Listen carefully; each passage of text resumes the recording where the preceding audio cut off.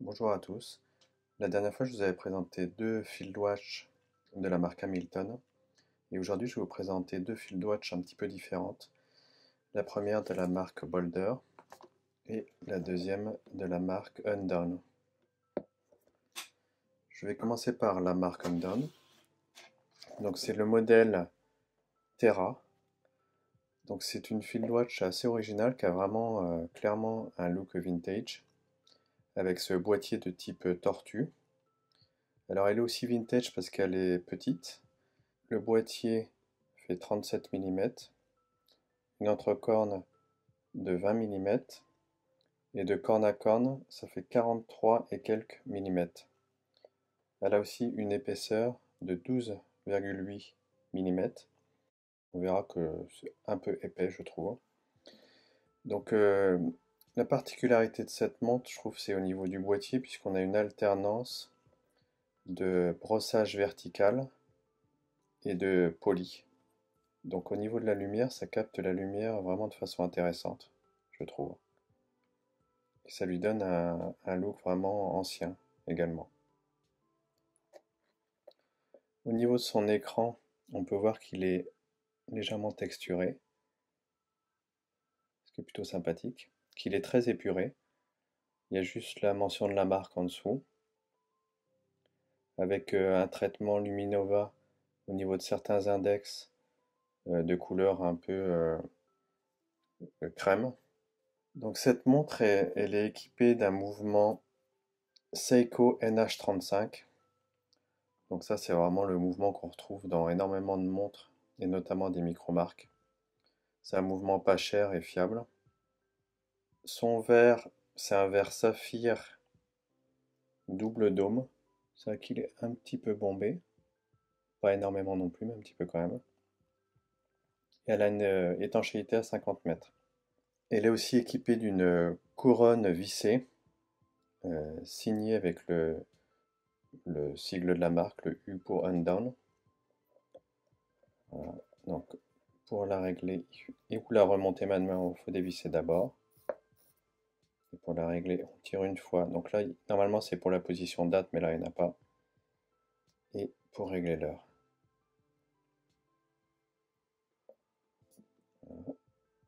Je revisse la couronne.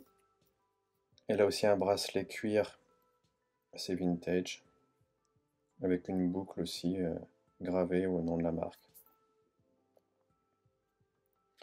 Pour faire une petite analyse des points positifs et négatifs, je vais commencer par le positif.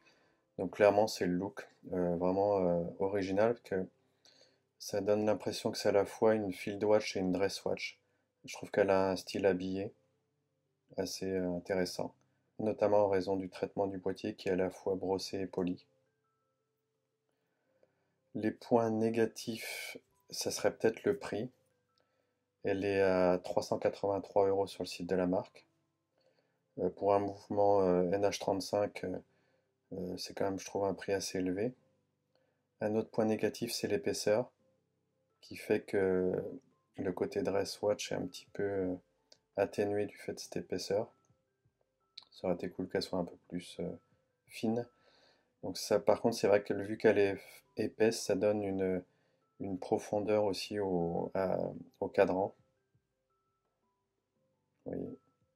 Et peut-être également une entrecorne un petit peu plus réduite aurait été préférable vu qu'on est sur un boîtier de 37 mm. Une entrecorne de 19 ou 18 mm serait peut-être permis des proportions un peu plus sympathiques. Donc une vue portée donc sur mon poignet de 16 cm.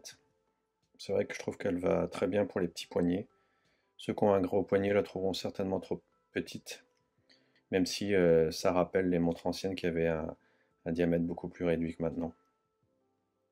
Donc voilà ce que j'ai à dire sur cette Undone Terra, qui est quand même une montre plutôt sympa. Donc maintenant je vais passer à la Boulder. Donc en fait c'est un modèle qui s'appelle Boulder Venture Titanium. Donc c'est un boîtier de 38 mm, une entrecorne de 20 mm. Elle a une épaisseur de 12 mm. Par contre avec le natto ça fait clairement super épais. C'est pour ça que moi je préfère la porter avec un autre bracelet que NATO. D'ailleurs, j'aime pas du tout les bracelets NATO. Donc en corne à corne, là c'est super réduit, ça fait 44 mm, tout simplement parce qu'elle n'a pas vraiment de corne. Donc ça peut paraître un peu bizarre au premier abord, mais je trouve que ça donne aussi un look intéressant, vintage, différent, je dirais. Donc celle-ci, elle est équipée d'une couronne vissée également à 4 heures, donc qui se manie très bien. Pareil que tout à l'heure, il y a une position fantôme, parce qu'il est censé y avoir la date, sur ce mouvement, qui est le mouvement NH35, le même mouvement que la Undone. Voilà pour la régler.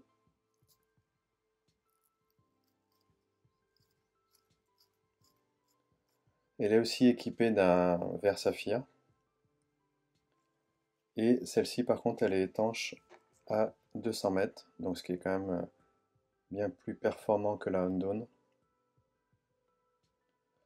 Donc ce modèle, c'est un cadre en verre, avec des petits index pour la luminescence et une aiguille assez sympathique avec son bout orange, qui permet de trancher un peu avec la couleur verte, qui est un peu trop peut-être omniprésente sur cette montre. Donc le titane, l'avantage c'est que c'est léger, c'est une teinte un peu plus gris sombre, un peu plus field watch d'ailleurs. Par contre l'inconvénient c'est que ça se raye plus facilement et ça peut vite prendre des micro-rayures. Donc il y a une technique pour les enlever qui marche pas si mal que ça, c'est d'utiliser une gomme et le côté bleu des anciennes gommes qui permet de supprimer les micro-rayures. J'ai testé et j'étais assez étonné en fait. Alors l'avantage par rapport à la Undone, c'est qu'elle a des cornes percées. Donc ça c'est cool pour changer les bracelets rapidement et sans risquer d'endommager le boîtier. Voilà, donc ça c'est une montre qui est quand même avec une allure plus sportive, plus field watch que la Undone, mais qui est sympa également. Je vais faire voir au poignet. Voilà, c'est pas terrible vu que j'ai jamais porté le NATO et il est un peu rigide. Donc voilà ce que ça donne. C'est vrai que c'est un petit boîtier également, donc parfait pour les petits poignets. Et comme je disais tout à l'heure, c'est vrai que le NATO rajoute vachement d'épaisseur, donc je la porte pas du tout avec ce bracelet, plutôt avec un bracelet en suède beige clair. Ça lui va beaucoup mieux, je trouve. J'ai oublié de parler du prix de la Boulder qui est à 299 $, soit 100 $ de moins que la Undone. C'est vrai qu'elle présente un meilleur rapport qualité-prix. Donc c'est quand même un point positif. Là, je propose aussi un test de luminescence. Donc on voit rapidement que la Boulder est plus performante. Ça tient plus dans le temps que la Undone. Donc encore un point positif pour la Boulder. Alors concernant leur poids, je vais faire une petite pesée. Donc je commence par la Boulder. 59 grammes. Et la Undone. 68 grammes. J'aurais cru que la Boulder serait bien plus légère que la Undone en raison du titane. En fait, leurs poids sont assez proches. Voilà ce que je pouvais dire sur ces deux montres, qui pour moi sont deux types de field watch un petit peu différentes de celles qu'on trouve habituellement. Donc c'est des montres pas forcément très chères si on les achète d'occasion et qui permettent de compléter une collection de façon un peu plus originale, je trouve, que d'autres montres un peu plus classiques. Voilà, c'est tout pour aujourd'hui, je vous dis à la prochaine fois.